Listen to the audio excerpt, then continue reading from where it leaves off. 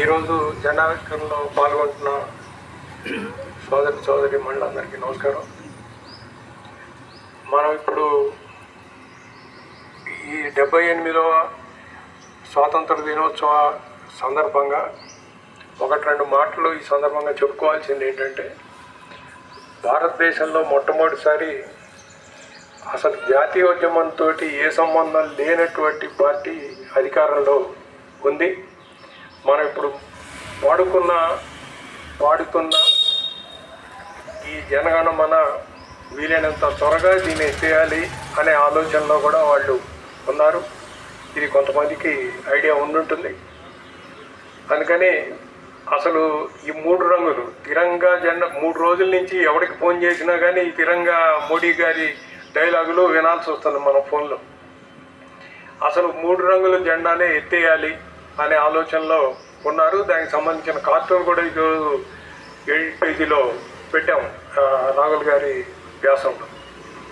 అందుకని వాళ్ళ ఆలోచన అది.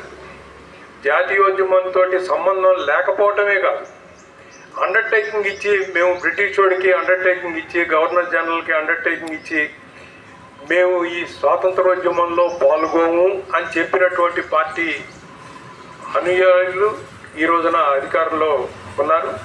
అది వాళ్ళ నాయకత్వంలో 11వసారి ఈరోజు మోడీ ఫ్లాగ్ హాస్టింగ్ చేశాడు. అందుకని ఈ నేపథ్యంలో చూసినప్పుడు భారతదేశానికి తీవ్రమైనటువంటి ప్రమాదం, మన రాజ్యాంగానికి తీవ్రమైనటువంటి ప్రమాదం రాబోతోంది. రాజ్యాంగ దినోత్సవంగా మనం జనవరి 26ని జరుపుకుంటాం. అందుకని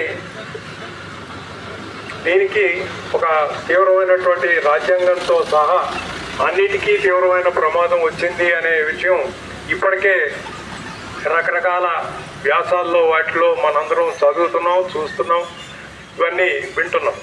కాబట్టి ఈ నేపథ్యంలో మరింత పట్టుదలగా, మరింత జాగ్రత్తగా భారతదేశ స్వాతంత్రాన్ని రక్షించుకోవడంతో పాటు రాజ్యాంగాన్ని రక్షించుకోవాల్సిన అవసరం కూడా ఉంది.